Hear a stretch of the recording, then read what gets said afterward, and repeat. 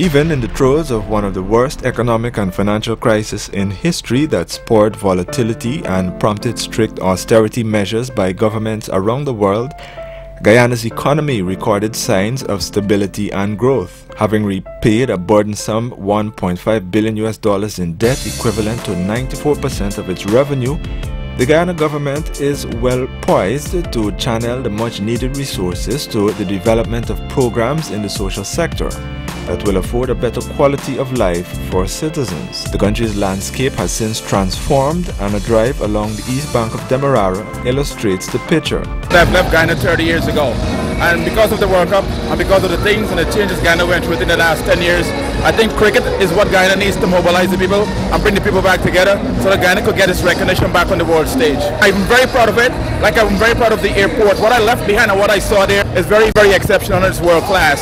The image of Guyana is, however, not the same in the eyes of factions in society who, by their very actions, are on a clear vendetta to undermine development. Come and join us in the struggle. Their commitments to democracy didn't move beyond rhetoric. Our mission is not to cut. Newspaper columnist Freddie Kissoon once described the bridge across the Berbice River as an ugly structure, putting a comical twist to the list of appalling statements made about the infrastructure.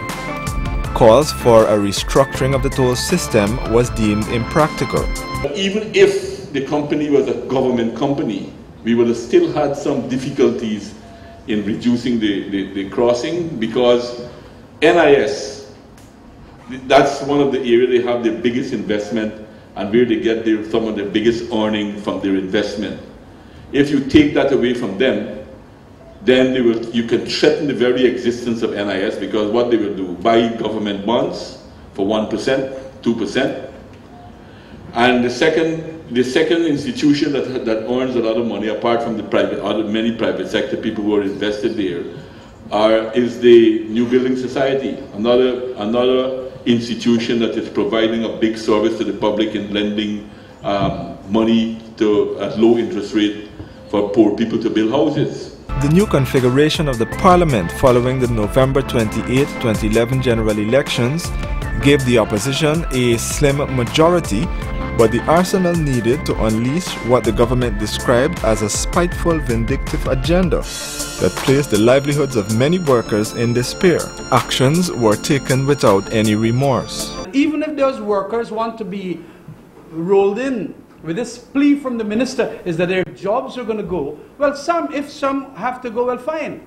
Funding for the Amila Falls hydropower project was slashed, along with the hopes of significantly reducing the cost of electricity on the consumer, and possibilities that would have been created for the productive sectors within the economy. It would have put Guyana on the map industrially, and that's a big disappointment to the private sector. We would want to hope that good sense prevails and this situation can be turned around in a very short time. It was also deemed a drastic move when the $18.3 billion allocation to Guyana's revolutionary low-carbon development strategy was cut. The LCS budgetary cuts will significantly impact on the indigenous communities of Guyana, and in my view, it is a gross I must say, violation of international law, particularly the United Nations Declaration on the Rights of Indigenous Peoples. It is also a discriminatory and prejudicial act by the combined opposition in our National Assembly. The indigenous peoples were saddened by the developments, cognizant that betterment through land titling and electrification in hinterland communities would not be realized. As Amerindians, we need to be very, very sensitive, because I remember the opposition parties, they were indeed planning to cut the presidential grant and some of these funds that would have benefited the Amerindian communities, and what they actually plan to do is like it's coming to pass. I think we should stand up for our rights and let our voices be heard, and we cannot take these things. It's a sad, especially I'm thinking about the youngsters. And if we're thinking positively, I don't see how the opposition combined to think so immaturely, I should say. I think that it's time that they get up and act as some people. The One Laptop Per Family program was also hit without any regret for the millions of families who were eligible. They also sought to curtail the work of the Customs Anti-Narcotics Unit, cutting funding to the agency and sending a clear message to drug traffickers that they can proceed with illicit trade unimpeded. It's unfortunate that they're cutting something. At the one time they're talking about fighting drugs, and they're cutting money for the institution that has done more than any other in capturing drug smuggling. The Alliance for Change regarded the specialty hospital construction and site preparation as a fiasco, predicting the opposition combines move in the parliament to reject expenditure for the project. The National Industrial Commercial Investment Limited (NISIL) and its role in the sale of state assets and privatization deals were at the center of criticisms, but a lively debate carried on NCN among critics, company officials and the government cleared the air on the issue but exposed the highly speculative nature of the naysayers. At times we can speculate, at times we extrapolate. Key opposition factors shied away from facing the nation on the issue and failed to provide the evidence that the government is hiding $50 billion acquired through NISIL in a secret bank. We have been checking the annual reports of the AFC up to 2003. NISIL. Sorry, of NISIL up to 2003. They actually publish it. These were the figures that we have seen. We have computed the sale of government assets. We have looked at the distribution of some of these assets, and our conclusion is that NISIL actually raked in $50 billion. To explain the $50 billion, somebody's got to explain to us how they did the arithmetic.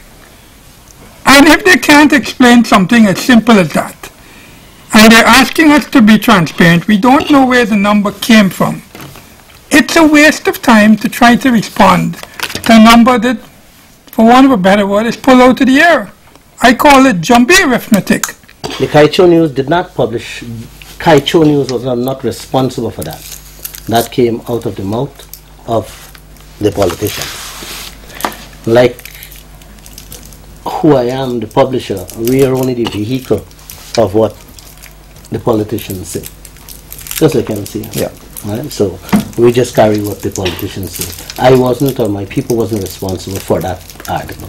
But I disagree completely with the suggestion that an absence of information is what led to this reckless speculation by the AFC about this $50 billion. Speculating the government's hand in the Marriott Hotel project seemed more important than the objective to lift the standards in accommodation and hospitality service to a world-class level. What is the rationale behind investing this large amount of US dollars into a hotel industry?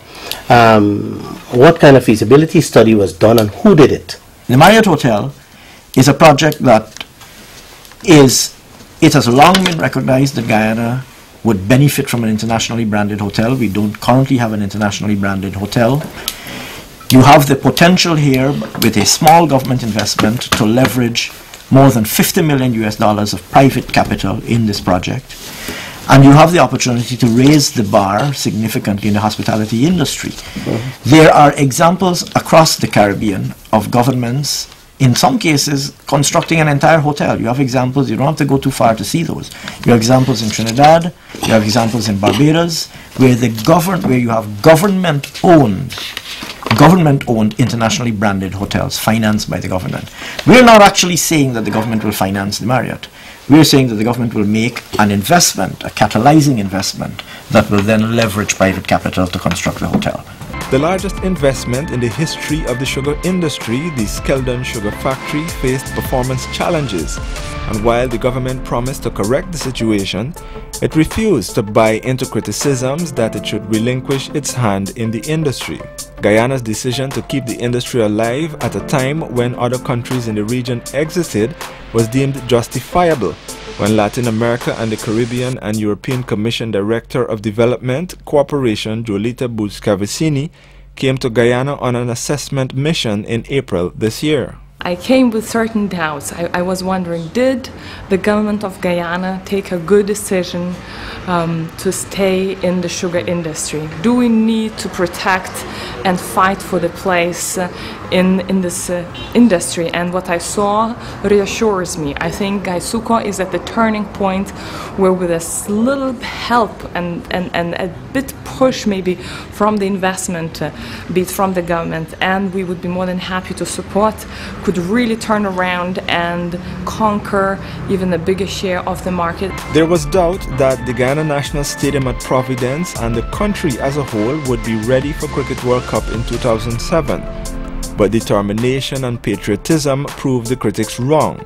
Today the stadium is the venue for major regional and international events. We had a team of determined people that determined that thing of happen. Determination was the main thing. If you got resources and you got determination, you can win. The stadium is a beautiful stadium. I've traveled and I've went to Grenada, St. Lucia, Trinidad, Jamaica, and I think this is a beautiful stadium. I love it. While it is normal for a government in any country to face strong opposition, the government maintains that the right of every Guyanese to freedom of speech and association must be respected and not denied by coercion, as was the law of the day in the past.